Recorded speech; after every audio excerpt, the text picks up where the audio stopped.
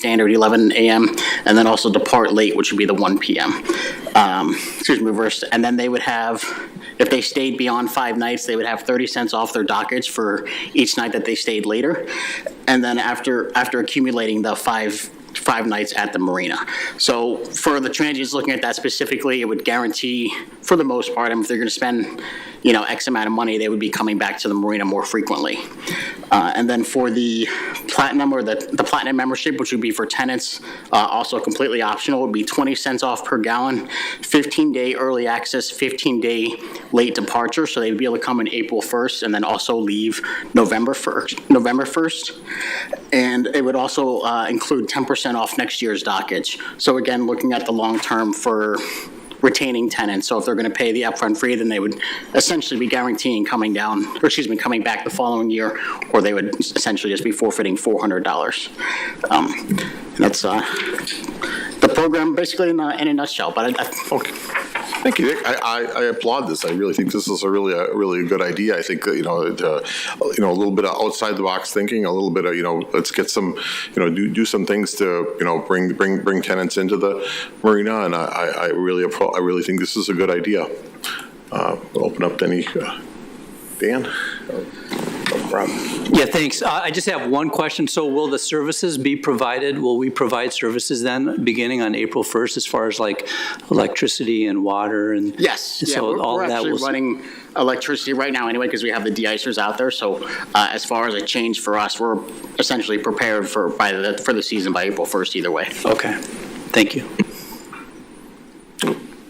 Angela? Thank you. Quick question, maybe two questions.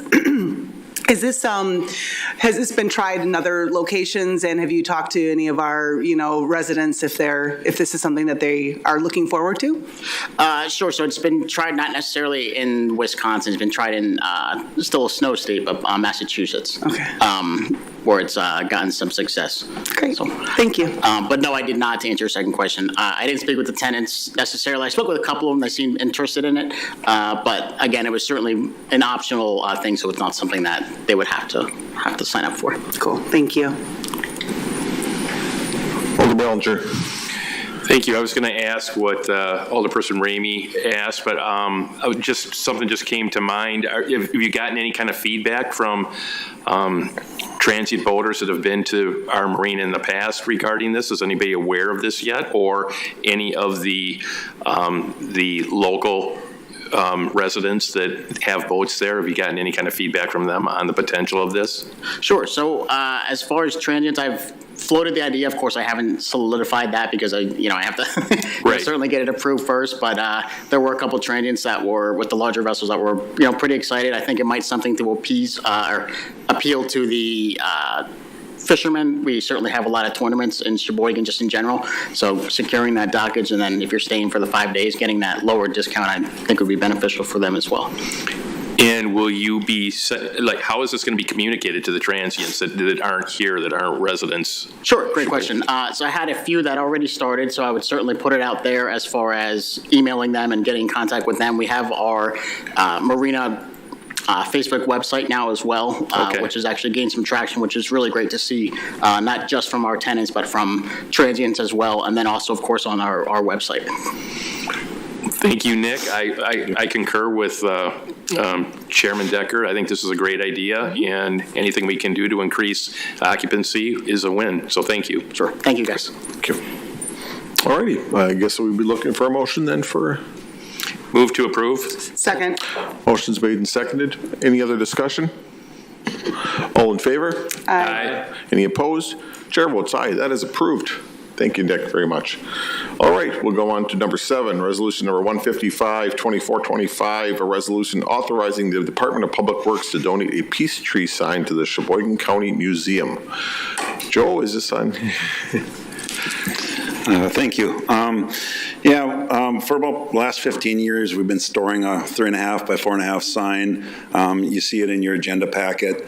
One of our staff said, hey, instead of this just sitting here, why don't we ask the county museum if they'd like it? The tree's no longer there. The tree was located directly north of the YMCA, where there's a beautiful flower bed that's kept up by volunteers at this time. we did that and talked with Tamara from the Sheboygan County Museum, and she sent me this form. They would love to have it. They sent me this deed of gift, and it's like, well, I can't sign that. So that's why we're here tonight. Hopefully you'll think this is a good thing, preserving a piece of history. Yeah, I think this is a really good idea. I think it's good to preserve history when you can, and I would say something like that is always great. So, any comments from any? Make a motion to approve. Second. Motion's made and seconded. Any other discussion? All in favor? Aye. Any opposed? Chair votes aye. Thank you, Joe. Thank you. All right. Number 8, resolution number 156-2425, a resolution approving an Evergreen Park Trail Assessment and Trail Improvement Concept Plan. All right, well, I'm going to introduce a couple guys, but first, just a short explanation, and they might cover it too, that this has, been in the works a long time. Carl Martin in 2019 started working on specific trails designing with IMBA, International Mountain Biking Association, through donated funds, much of his own through his business. We had IMBA come in, and they kind of drew up the first concept plan in 2021. This group has been just kind of picked everything up again, and in fact in 2022 when we have that storm, they went in without chainsaws and for the most part cleared every bike trail in Evergreen Park, saving. We did bid it out about $25,000 to have the trails cleared out, and they did the work. And literally towards the end, we had 2 arborists go in for 4 hours, and that's all the work that we had to do to get those trails cleared. So this group is dedicated. They go out, they're fundraising, and they'll be presenting what they would like to approve tonight. We are trying to keep Maywood out of this section just to verify that. They have been working very close with Maywood, the executive committee. So a lot of education. They've taken walks with them.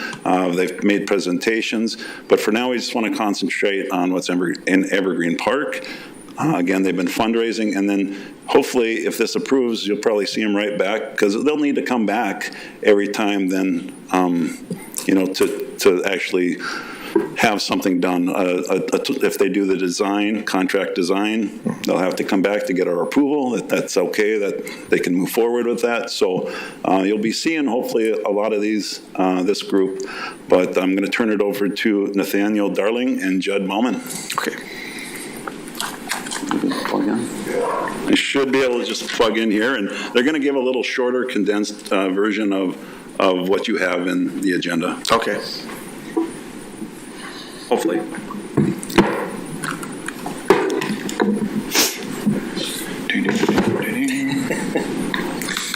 Hope that works. Well, Judd's getting that ready. I just want to give the quick introduction. Sheboygan County Cycling. Can you please? Apologies, yeah. Well, Judd's getting that ready. I'll just give a quick intro. Sheboygan County Cycling, we're a 501c3 nonprofit. We're all volunteer driven. We've been around Sheboygan now for 3 years, and we're just really a small group of individuals, really passionate, but man, the community support has been amazing. We have a bunch of corporate sponsors who support us and our projects, our bike playgrounds, and our trail work days.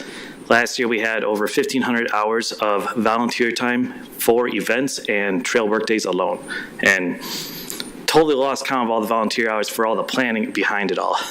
So just super passionate group that really just want to give back to the community and improve outdoor recreation for everyone. You may have to keep going now. I may have to keep going.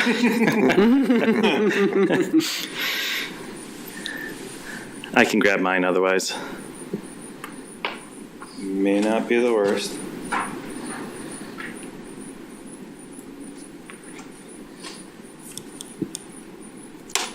HDMI? HDMI. Sweet. Native HDMI.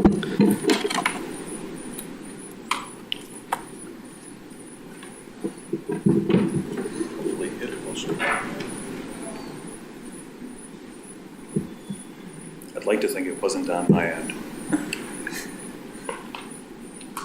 HDMI? Ooh. Hey. Get a Windows screen. Do I just need to drag this to another screen maybe? Do we have any IT experts in the building today?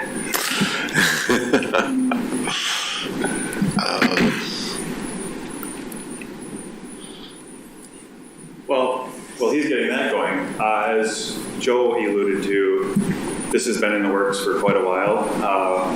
The initial assessment was done on the trails. We were presented with that in 2021. We reviewed that. That information was then taken and we contracted IMBA for a follow-up on-site assessment that they gave us the details on in March of 2024. So that is basically the information we're providing today is going to be based on that assessment and finding that we were provided with earlier last year. After that, there were some property lines that were brought up by Maywood Environmental Park that we reviewed and realized those weren't on the city record, so what INVA was going off of was not accurate.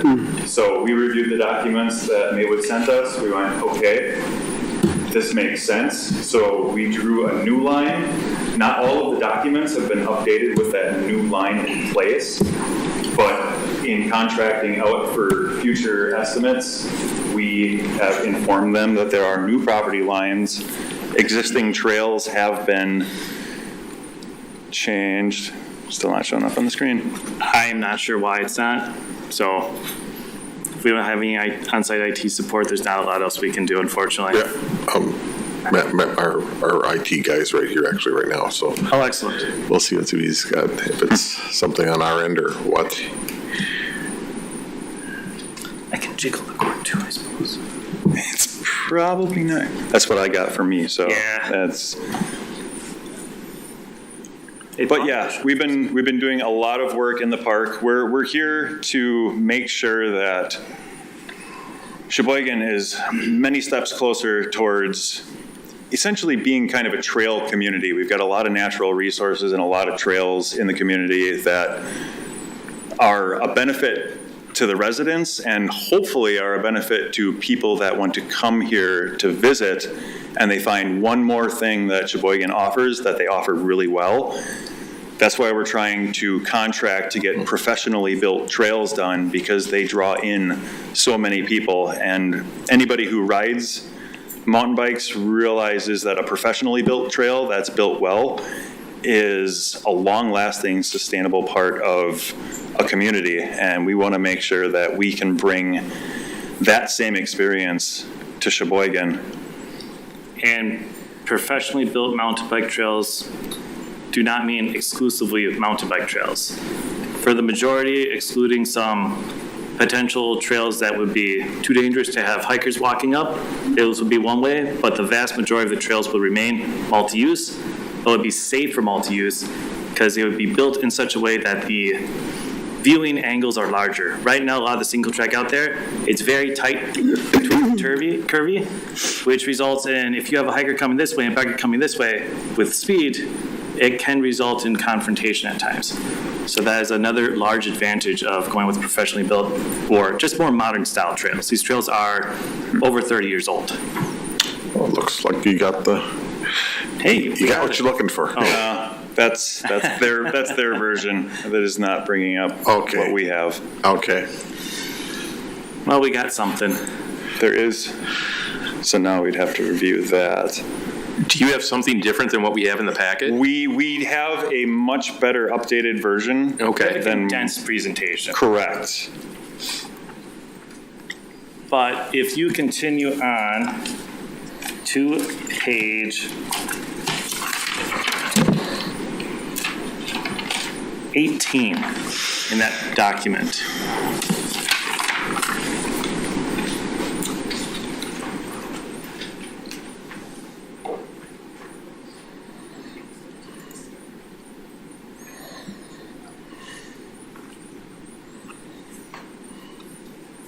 It's a whole bunch of colors.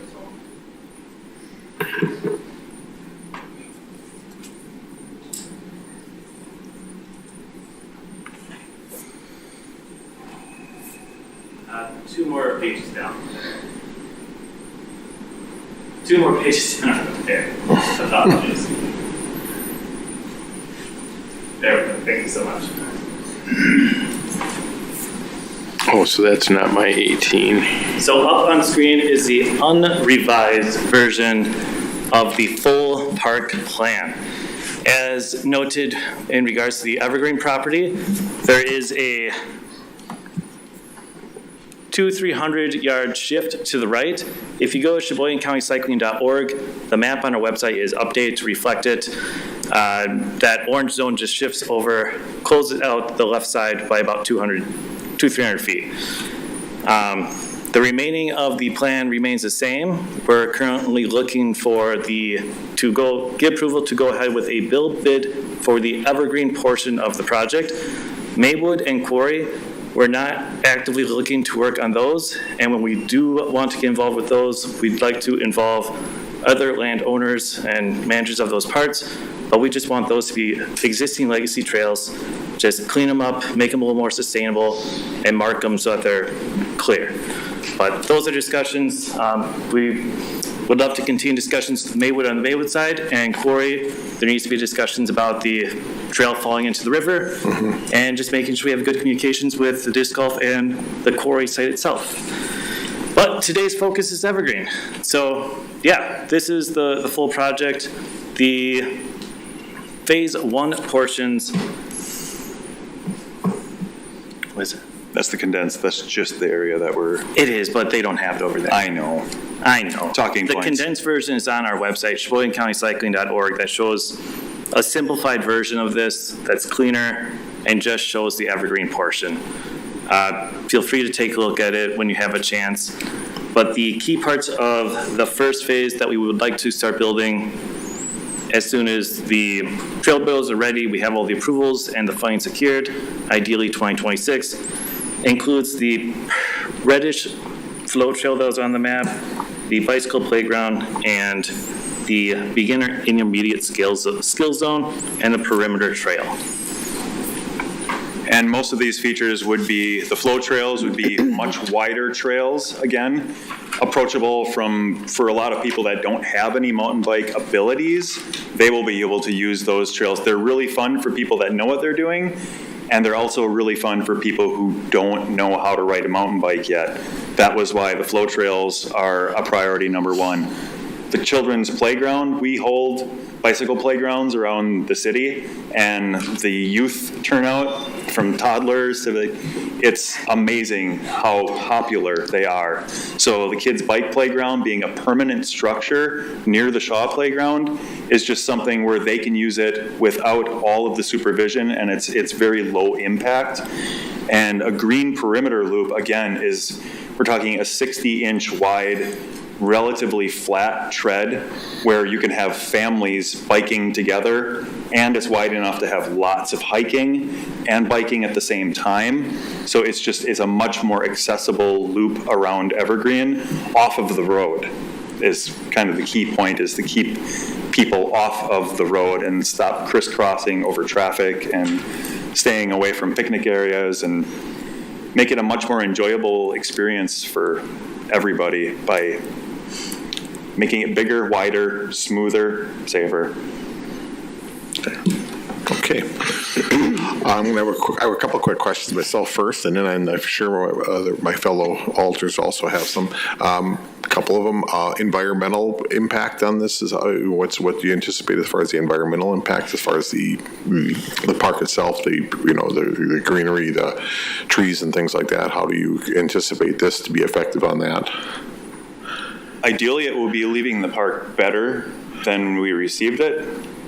Currently, a lot of the existing trails that are going to continue to be ridden and hiked are not on sustainable grades. There's very little concern with longevity and sustainability of trails. These, however, would be designed with an environmental eye to specifically preserve the resource, not bulldoze it. We don't want that. We have a slide in here, if we could share it with you, that specifically goes into detail about appropriate grades for trails to allow the water to wick away off the edge instead of going down the trail, eroding it, And to your question about trees, for the most part with mountain bike trails and single track trails in general, they weave. So you don't need to take out any trees. You of course take out shrubs and such, small vegetation, but the trees remain. Okay. And I'm basically asking you questions I kind of already know the answer to because I've heard your presentation already. But I want to do this for the general public that's listening, and that's why I'm asking them a lot of them. The other one is like as far as working with Making Spirits Bright and things like that. You guys have talked to them, and you're in contact and working with them also. Yep, absolutely. Okay. October of 23, we had IMBA on site to create this assessment. Okay. And at that meeting, we had a representative from Making Spirits Bright, Maywood as well, come in and meet with them, and we wanted to keep them involved at the beginning, and we plan to keep them involved along the process. When we have bid documents created, we'll definitely be involving them. I know they have a lot of power out there. Okay. And we don't want to accidentally cut into the line, but also we don't want to negatively impact their event in season by building something where they typically put a major feature. Okay, thank you. And we're talking to them regularly out there. Like every time we're out there and they're out there working, we're making sure we're communicating. And we have our annual bicycle ride through Making Spirits Bright. Okay. So we appreciate them. Yeah. And, yeah. I applaud that. I think it's great that you guys can work together. I think that's key to making anything like this work is working with having all the stakeholders working together, and I really appreciate you guys doing that. I'm going to open up the rest of the questions here. I guess Alder Peterson is the first one here. Thanks. Yeah, I was actually at the meeting at the Board of Marina Parks and Forestry when you guys presented this a couple months ago, and it looks very promising. Couple questions I have is the cost. So that's always a key concern for a lot of constituents within the city, and I'm wondering, number one, and maybe you don't have the answer to this, but do you know where the funding for this would potentially come from? And number two, has the prices that you guys have in here for the cost of the various phases, is that something, I'm kind of curious, I guess, where you got that information from? That's question number two. Question number three, has it been bid out at all, or are you kind of waiting for this process first? Does that make sense? It does. Okay. I'm going to start with question 2. Yeah, I'm sorry. So where did you? One at a time. So the first question is, how does this get paid for? Are there grants? Yes. Are you guys raising funds privately? Is this going to be a mutual partnership between the city and you, or what exactly is the plan? We have already secured some funding. The Parks Department has in the budget $50,000 for this year. And Joe, you know the details on future years potential. We have in the budget $50,000 this year, $50,000 next year, but those are like funds. It's not general funds. So we want to assist, but nothing has come out of the general as of yet. So we have plans to work with the Department of Public Works to secure those funds. On top of that, we have around 170, 180 currently in hand or committed. And we have many more meetings scheduled throughout this spring to secure more funds. We have quite a bit of interest. We have been holding off to a degree asking for those funds just because we wanted to get a little more momentum with this going. And having that bid design document will also aid in getting some additional funding. But we fully expect vast majority of this come from private funding, local foundations, local companies. There's a substantial amount of interest and desire for mountain biking and just better outdoor recreational opportunities in the area. You gonna drop a company name here, but you look at Sargento, last fall, they had their advertisement to recruit people was someone mountain biking in the woods. So I think the companies around here are definitely interested in seeing more trails and more cycling in the community. Okay, Attorney Majerus. I just want to make clear that the agenda item before you today is approving the concept design plan. There's no expenditure being requested. All of those will come forward in due time and they will be properly agendized. The only item for your consideration consideration and action today is whether you would like to recommend to the Common Council to adopt this design plan, which will enable Public Works to move forward with, you know, the actual steps involved in the projects, the various phases, all of that, determining funding, all of that is going to come down the road. Thank you, Attorney Jarrett. Appreciate that. Okay. Alder Peterson, is your questions all? Or, okay. Alder Ramey. Thank you. And thank you, Liz, for clarifying that, because I had a whole bunch of questions. I still have one question I think is still relevant, and I do have one comment. I might have another question too. First of all, how is it? Who's maintaining it? Let's say this happens. Is there a plan for maintenance? Would be my first question. Second question would be, is there plan or hope or remote possibility that some of these more level ones could be used winter-wise for cross-country skiing? And third would be a comment. I grew up in an area that was very close to a very popular mountain bike community. I am not a mountain biker, nor is my family. We are hikers. So I appreciate you mentioning the multi-use of the trail. I am skeptical because of my upbringing around the mountain bike community and those mountain bikers being aware of hikers. I think that is it gives me a lot of pause. So I just want to stress that that needs to stay at the forefront, and signage has to be crystal clear, more than our state park trails are signage-wise, because I get lost constantly. So I think they have to be very, very clear of who's using these paths and who's not using the paths. And then finally, kind of with that, being around this mountain bike community, if it ends up being something that's on the map that all mountain bikers have, it could excitingly bring in people and tourism taking advantage of that. So my next question for maybe the future just is parking and the amenities for if there is a insurgence down the road when this is successful, if there happens to be competitions and things like that I've witnessed. It can get big. It is a very active community. I just want to make sure that our parks are for everyone and not just for those with the privilege of being part of that mountain bike community, if everyone catches my drift. But I think if it could be made into cross-country skiing in the winter, cool. There is currently cross-country skiing trails out there.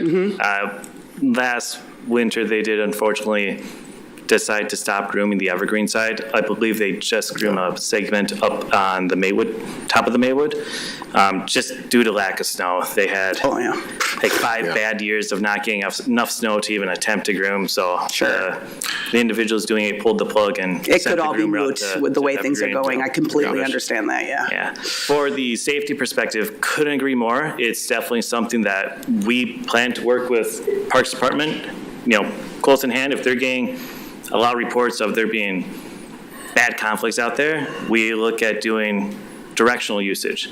Bikers this way, hikers this way. If the trails flow great, if particular trails flow great both directions, you alternate days, and you do things to increase visibility.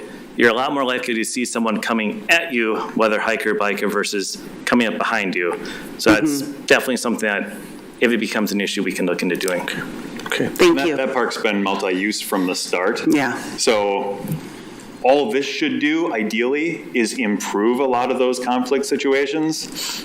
That is our hope anyways, is that we actually make it safer for everybody out there while providing another new, unique experience.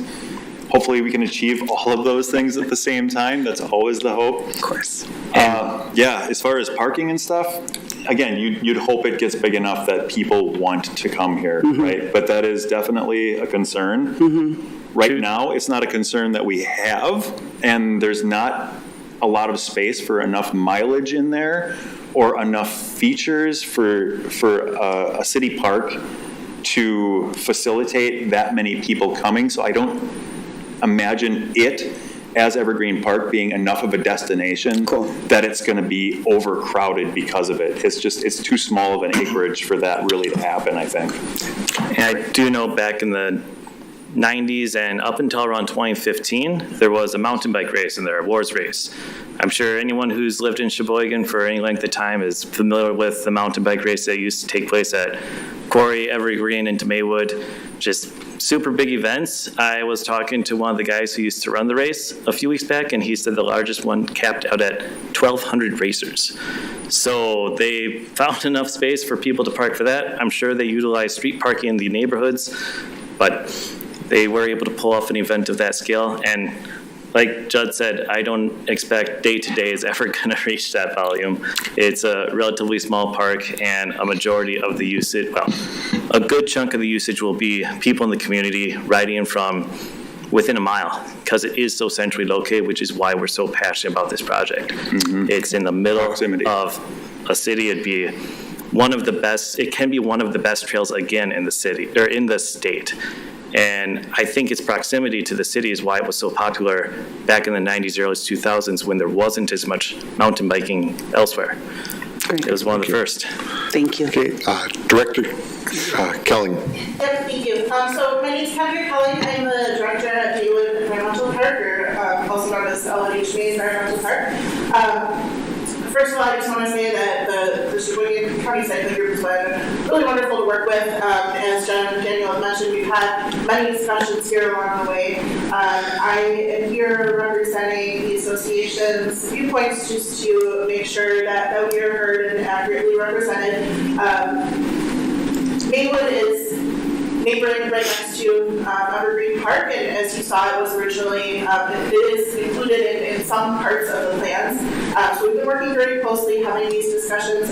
Some of them have been difficult discussions because Maywood is managed specifically as nature preserve, and many of those in the association feel that our goals are not always well aligned, that biking can be disruptive to birding, wildlife viewing, environmental education, and can be destructive to the trails and contribute to erosion and things like that. So I know that's something that the group is very mindful of. We've had ongoing discussions, but I just want to make sure that we are heard, and those conversations have been ongoing.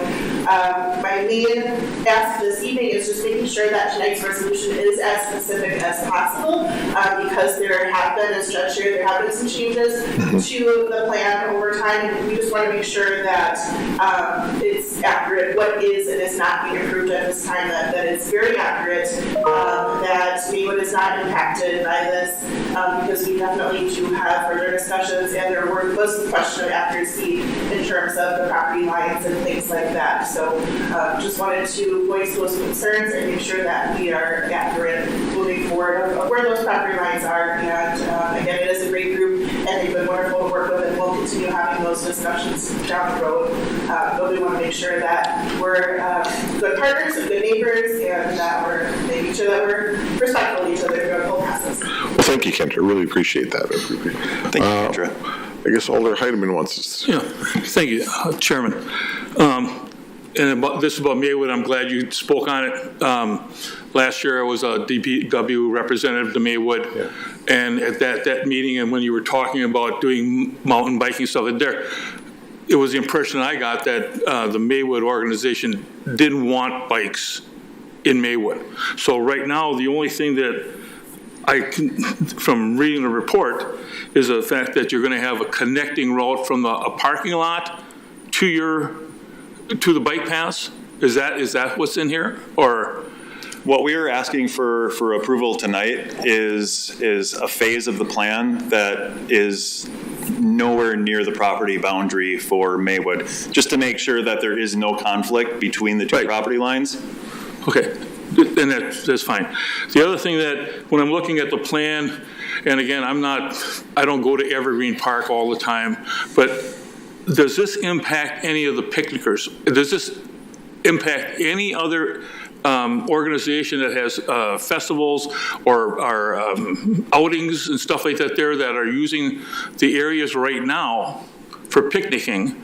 there's not going to be a path going right past that picnic table so that I can't enjoy myself because I got to look out for a guy driving by on a bike. Correct, there shouldn't be. We chatted with Joe. Joe was part of the initial INBA assessment, and he defined a minimum distance to keep away from the shelters. I can't recall what it was off the top of my head, but we adhered to that minimum distance. And that will really come out in the design. And that design will have to come here. So as we really put on paper, what is this area going to look like? That will really be defined how far we stay away from things like that. But this concept, as it is right now, and what we're approving or what they're going to send to Common Council, this already takes that into consideration. So that, wait a minute, now we're losing picnic area number 15 because we have a path going through there. And the other part that I have is, since there's a number of walking paths and bike paths in this park, okay, and you're going to integrate all those, are we going to eliminate? Are we going to eliminate some of the walking paths so they don't obstruct the bike paths? Because we want to be able. Everybody wants to be able to use that park. And again, I don't want to get hit by a bike if I'm walking in that park. So, is that also part of the concept that none of the existing paths that we have now that people are using? Like the people that are walking their dog down that path, they're not going to have a bike path right next to them? So part of this concept was actually bringing INBA in and recognizing what paths are what. I mean, just take an inventory of the paths. So that will also be, something we're going to have to work through. And they might be able to speak to it a little better, but there really are, there's paths that bikers are using, walkers are using, and we're going to have to work through all of that. Currently, all the trails are, for the most part, multi-use. There's wider trails that have historically been ski trails and are often used for walking. Sometimes people bike them. We're not really planning to impact those trails. We're planning to modify or replace the existing single track.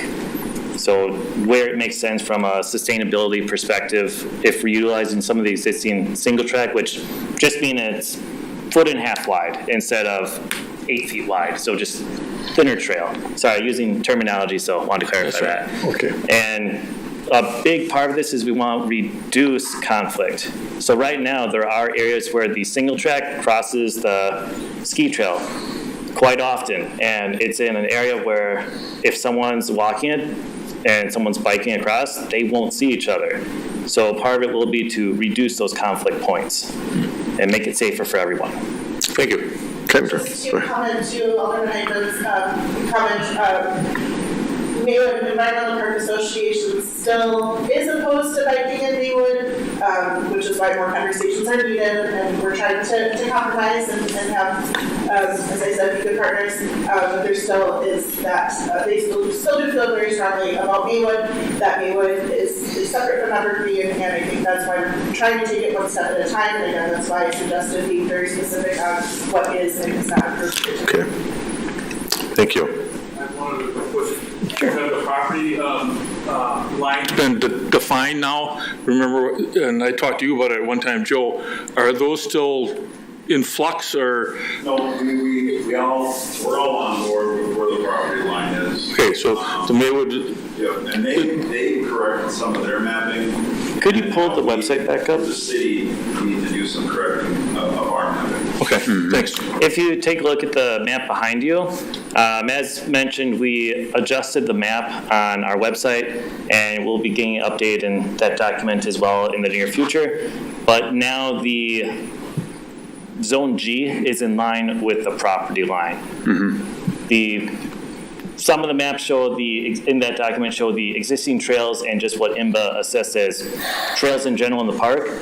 And those we're not really gonna mess with them because you're just marking the trails on the properties as a whole, the 3 properties. But for the planning purposes, this one is updated. Yeah.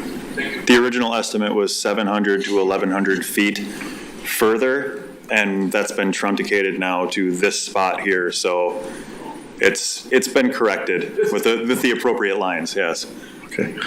So can I ask, just, I'm the procedural person here, the document that's before the council today is not the final document? You're saying that changes have been made and that we need to incorporate the new final document before it goes to council? Or is this document the final one? Unfortunately, yeah, I wasn't aware. Joe and I had disconnected. We weren't aware he had an old copy when he submitted it. Okay, so I think what we need to do is maybe hit pause and ask that this be tabled for one more meeting cycle. And that would allow the correct document to come forward for approval or for recommendation for approval. And then at that time, I'll just remind the committee that again, we're looking at the big picture concept plan. All activities that are identified in the concept plan will come forward in their own due time with their own expenditures. So this is really just step one. Same thing with Fountain Park. Once we accept a design plan, then we can start applying for grants and certain funding opportunities. But we don't get into the weeds on the actual work that's going to be done until we're ready to bring forward that request for an expenditure. So I would ask that the committee table this for a meeting cycle, bring it back at the next one. We'll have the new document presented at that point. Okay, thank you. Sure, go ahead. For the city attorney, the resolute or the concept plan before us is very vague to begin with. So, I mean, I think that it's vague intentionally because there could be changes and I mean, if it's just like when we did the marina or Fountain Park, we're approving a concept. So it's not the final plan. It's not committing any funds. It's not establishing the exact route. All that will come up, you know, as we move forward. So I'm just I'm asking the question. We've done this before with other, other venues. Do we need to table it or not? Because it's intentionally very vague. It doesn't cite any exhibits or anything like that in the. May I say one more thing? What we're asking for tonight is approval on phase 1, which is clearly defined as 4 distinct zones that stay away from Maywood, that don't conflict with any picnic areas or reservable pavilions or anything. And there are no marked or flagged trails that would come in an actual design document. Right now, they are strictly listed as zones. So all we're asking is the ability to move forward with hiring a designer to come in who would go out and then flag routes and then come up with a build document that we could then present to you as another thing that would need to get discussed and approved. So similar to the marina and Fountain Park, which what we've done. Attorney Majerus, you would. Sorry, we've deviated quite a bit here. Okay. So the concept plan before you, as Alder Ballinger stated, is a general big picture design of this project. The resolution before you is simply accepting the trail assessment and the concept plan. Any phases of work will come later. If this concept design plan is relying upon incorrect metrics, right? If we're not looking at the right properties, or if we're not, if we're saying that we're going to be doing work on property that the city doesn't own or something, or has no ability to manage because of a lease agreement or something like that, then we need to make sure that the document that's presented to council is correct to those points. The meat and potatoes within the bounds of city authority certainly can, and I would expect them to be modified as the project evolves. But from what I'm hearing tonight, there are differences in the lot lines that form the perimeter of the project as a whole. If I am correct in that, then you may certainly take your action with this document as presented. But if it's asserting that we're going to be considering for change properties that are not within our control to consider for change, then I would encourage you to give us a little bit of time to make that correct before we take any action on it. Well, then I would ask that, did we do something incorrectly with the marina in Fountain Park? Because both of those things had ice ribbons in them, and we're not going to put ice ribbons on. They had features that we're not even going to consider, a floating building. I mean, things like that is kind of ridiculous, and we accepted that plan. Because the difference there is that all of that property is clearly within the city's management and control. I have not had time to look into the property boundary issue with Maywood to identify whose scope of management and control is at play. That's all we need. DeLand Park is that's the city's business. What we do with that is entirely our decision. But what we do with other properties that we may have lease agreements in place for or management agreements in place for, we need to make sure that we're honoring those agreements. Even though we're staying completely away from Maywood, and that's already been established. Can I ask a question? We have the corrected document available on our website. It just didn't get to Joe in time to put in for this. Right, but under the law, the document that has to be available for the body to make a decision on. We have to have it. Understood. Yes. So there is one page of that document, which is the only part that's actually what we're asking approval for. Can we agree on that one page? That is all we're seeking approval for to proceed with. The resolution is accepting the document as a whole. The whole thing? Okay. Yes. Fair enough. So we can. Then we would come back for that part. Fair enough. Yeah. Okay. But if the body is comfortable proceeding, knowing that we will have to address any property management issue concerns as they come up, then certainly the body can make a decision to recommend to council and not table it for a cycle. Can we just include it in, can we have like an amendment that would say that, to just basically say that, and then, and then send that to council with that amendment? Sure, we could So that it is with anything within the city's purview of our, the boundaries of Evergreen Park, basically, is what we would say.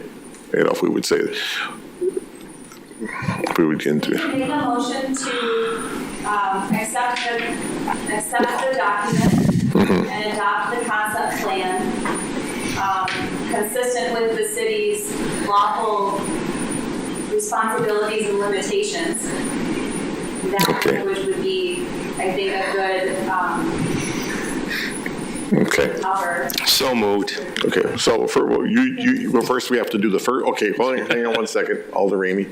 Mr. Decker, we do have a couple of people that would like to present small additional considerations. Okay. Okay. Alder Ramey first.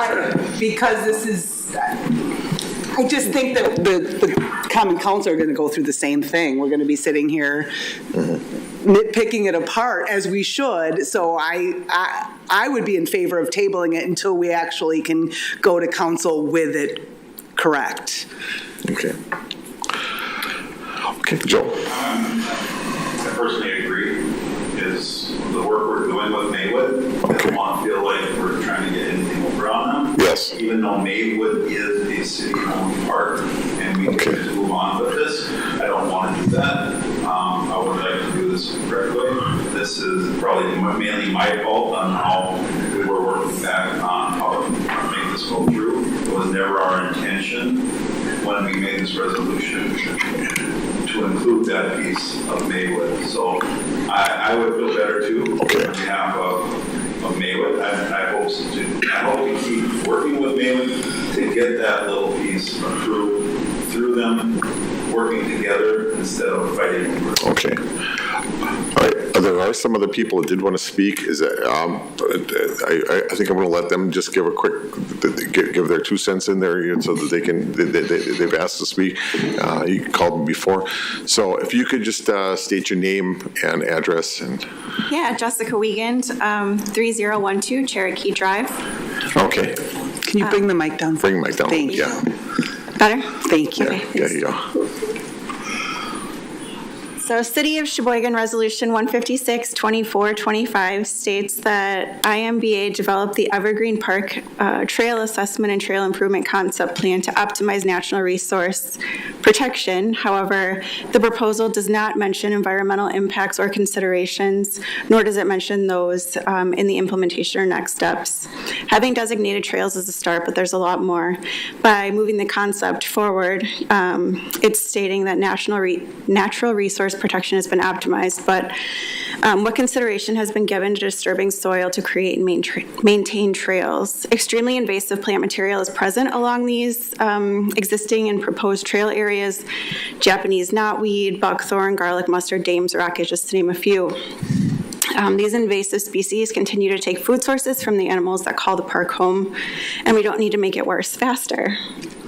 Additionally, what precautions will be taken to bring in new soil, when we bring in new soil, to ensure that we're not introducing new or more invasive species to the park? What consideration is being given to the animals that call the park home? Did you know that we have a documented eastern whippoorwill that calls Evergreen Park home every year? It's a special concern species that nests on the ground in forest understory. The recommended avoidance period for their nesting is May through August, our prime biking season. Where else would these birds go? They've been heard and spotted every year in the exact location of this proposed skill and jump zones. Again, their ideal habitat. Did you know a federally endangered rusty patch bumblebee has been documented feeding on the park's edges in 2024? The survival of the rusty patch bumblebee requires food from floral resources from early spring through fall, and undisturbed nesting habitat in proximity to those resources, also an overwintering habitat for next year's queens. They nest and overwinter near their food sources in undisturbed soil, grass clumps, and abandoned burrows. These nesting areas are presumed to be the same areas where the skill areas and jump zones are planned to go. Again, their ideal habitat. Did you know several old growth forest areas will be removed for the skill and jump areas, the same ones that the park bats use for roosting and stay safe through winter, the same ones that the cavities provide birds with for nesting? The bases of those trees that small mammals use for the area that they call home. Without these mammals, the park Cooper's hawk, the great horned owls, and barred owls that call the park home will have no food. These old growth areas are also a significant food source for the pileated woodpecker, who also have a home in the park. The forest floor where decaying plant matter is present provides a home and breeding ground for more insects than we can wrap our minds around.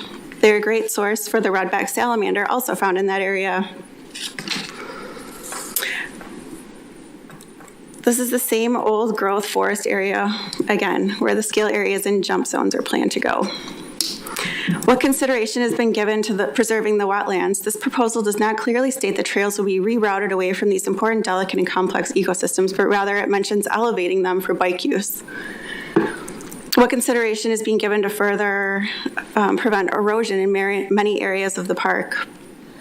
The poorly regulated development of informal trails has already accelerated erosion in many areas adjacent to wetlands.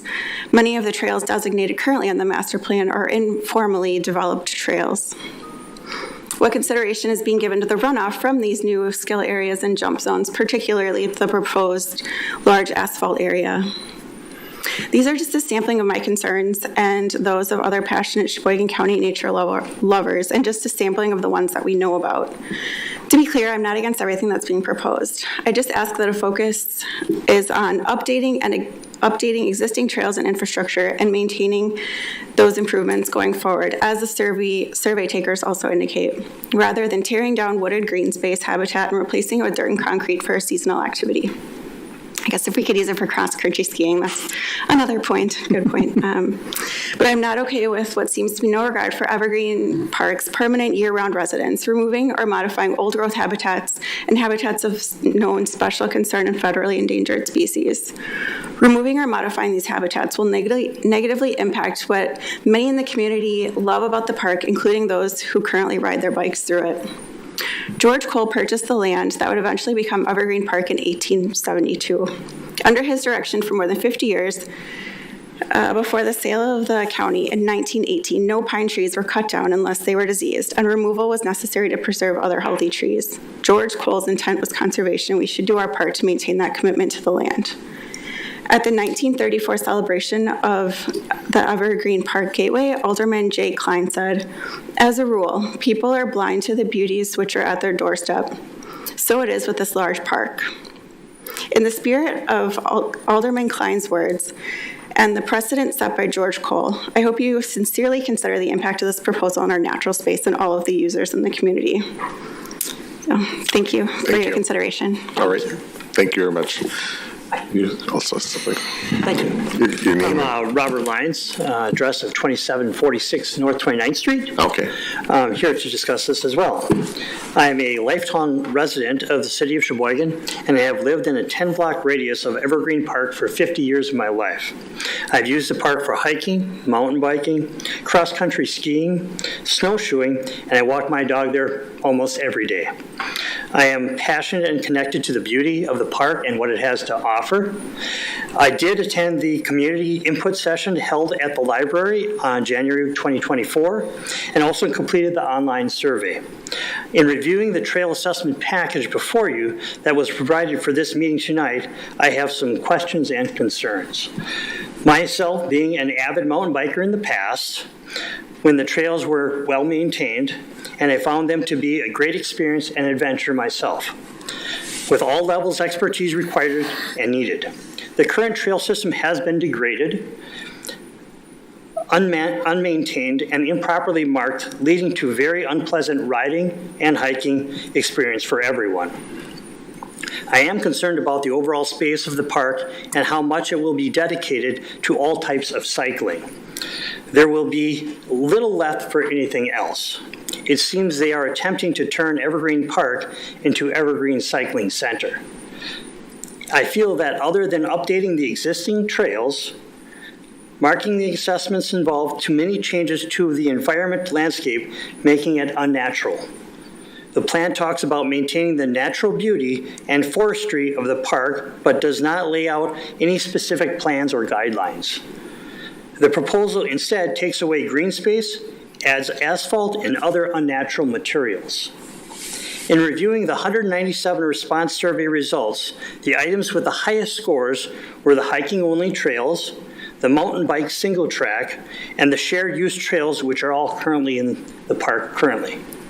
The items with the least interest were the jump trails, slope-style free ride trails, and the bump track. It does not appear that all of the survey comments were included with your materials tonight. I obtained the full list of survey comments from the Sheboygan County Cycling Club's website. In reviewing these comments, I found 157 total comments. I separated the comments into 4 categories, and those are those that are in favor of the entire project, of which there are 46, mountain bikers and hikers that are for updating and maintaining the current trails and minimal environmental impact were 32, myself included. Those that were opposed to the project entirely are 78, and then there was one that would like to see ADA accessible trails throughout the park. Another note regarding the comments, many stated concerns with the current state of the entire park, mainly the 1,000 downed or damaged trees and limbs that have not been addressed from the severe wind event we had in June of 2022. There was a small cleanup, but not close to what is needed by a professional tree service with proper equipment, time, and expertise. The final point I would like to address is regarding the financial impact and the future burden on the taxpayers and the future patrons of the park. In the trail assessment presented today,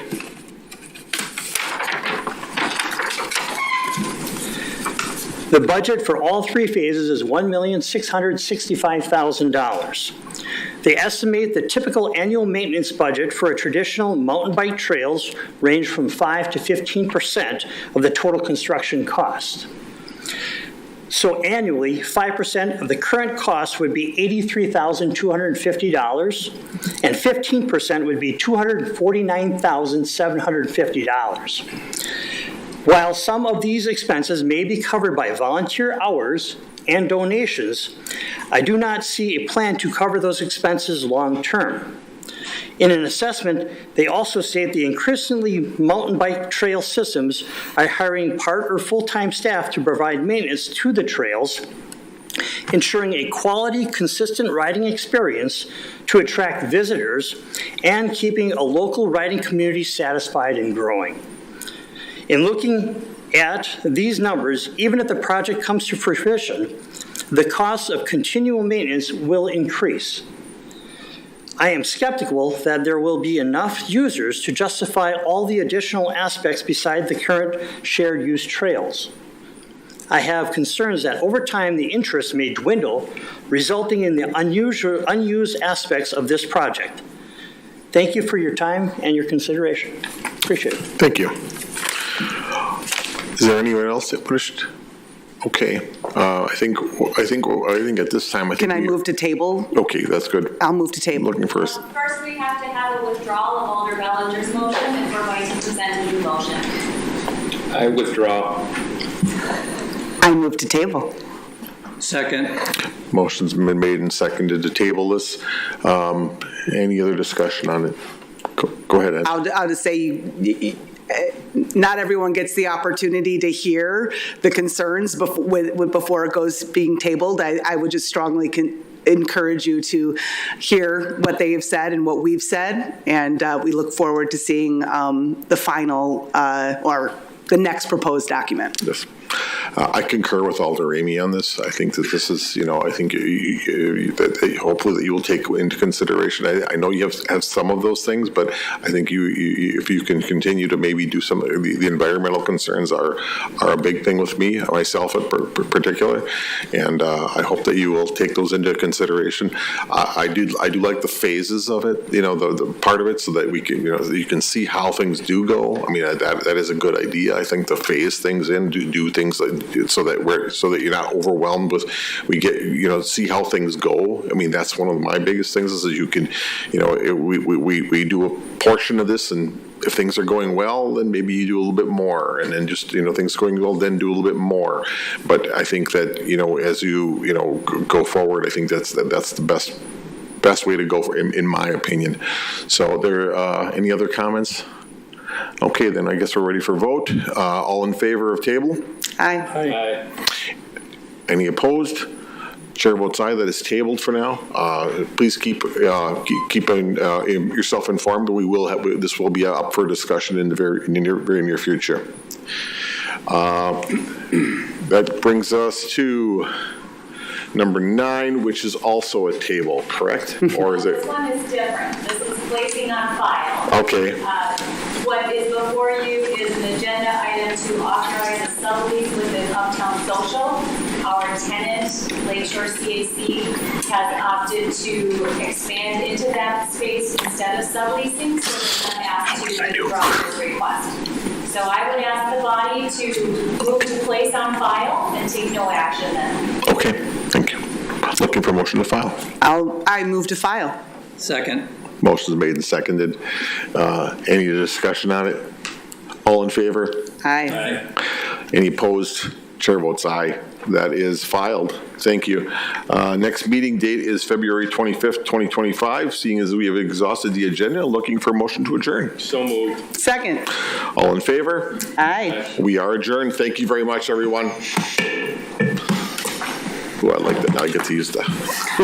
Longest DPW. I get to use the hammer.